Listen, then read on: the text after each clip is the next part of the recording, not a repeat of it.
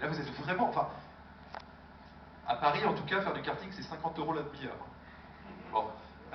Avoir une Ferrari, je sais pas pour vous, personnellement, pour l'instant, ça reste qu'un rêve. De toute manière, j'ai pas le permis, donc je m'en fous un peu. Bon, alors ça, bon, au niveau des cervicales, je garantis pas, mais c'est possible.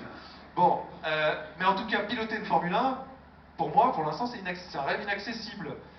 Ben là, je suis vraiment dedans, et vous allez voir après, dans quelques instants, je vais peut-être un peu accélérer, parce que le monsieur, bon là, il fait un peu n'importe quoi, il s'amuse, mais c'est un peu le but du jeu. Ben, c'est des sensations de vitesse.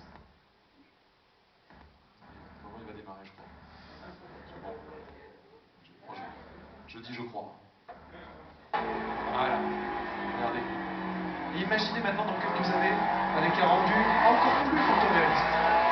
Imaginez, vous pilotez, vous tournez la tête pour voir vos concurrents. Et pire, imaginez, vous avez un crash à 300 km/h. Mais vous allez le vivre presque comme en vrai, quoi. C'est, voilà, on est tout près de la réalité, en tout cas du visuel de réalité, mais qui donne des choses à la portée vraiment de tous. De tous, et du coup, bah, on peut tout imaginer.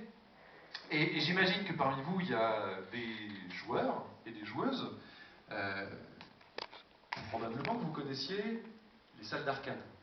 Les salles d'arcade, bah justement, dans ces fameuses années 90, où les consoles et les ordinateurs étaient moins puissants qu'aujourd'hui, et ben en fait, les meilleures sensations de jeux vidéo, elles étaient dans des salles d'arcade. Parce qu'on était justement dans son cockpit, le visuel était plus beau que ce qu'on avait à la maison, etc.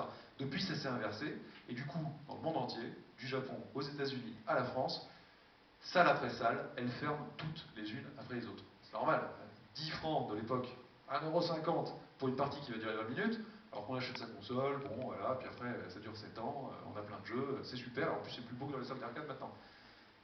Et ben regardez, moi je suis persuadé que la réalité virtuelle, une fois de plus, va permettre de magnifier les choses et de faire revenir en fait les gens dans des salles d'arcade, puisque, bah ouais, ça à la maison,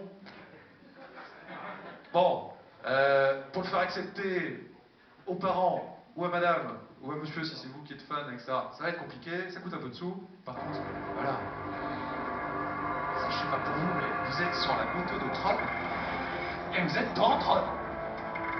Et là, le mec, bon, il kiffe double niveau, quoi. C'est-à-dire que vous avez vraiment la sensation du truc, vous tournez la tête, bon, là, il se fait plaisir, voilà, il a son truc, mais vous tournez la tête à 360 degrés, en haut, en bas, et tout ce que vous voulez, et vous êtes à l'intérieur. Imaginez à ça des salles d'arcade qui rajoutent des petites impulsions d'air, et vous allez sentir la vitesse, visuellement, mais aussi de manière sensitive. On peut imaginer énormément, énormément de choses. Tout ça peut se développer très, très fortement. Mais ça, on va dire, c'est un traitement que je qualifierais presque de jeu vidéo classique. Vous avez vu, je vous ai montré de la Formule 1, ça existe déjà. Bon, je ne sais pas ce que vous en pensez, mais j'ai l'impression que ça va être vraiment magnifié par la réalité virtuelle. Mais on connaît. Tron, bon, c'est un peu de la Formule 1 du futur, ok, d'accord. On peut imaginer aussi les jeux de tir, on est dedans, voilà, ta. Bon, moi, ça me fait un peu flipper, parce que du coup, si ça devient trop réaliste, et en plus on est dedans, ça pose des questions. Mais ces questions-là, on en reviendra à la fin de la conférence, parce que vous allez voir, ça, c'est des toutes petites questions par rapport à ce que la réalité virtuelle au global, dans la société, va pouvoir poser. Mais, la réalité virtuelle, couplée aux jeux vidéo, va pouvoir nous faire vivre des choses aujourd'hui inimaginables, impensables. Si je vous dis la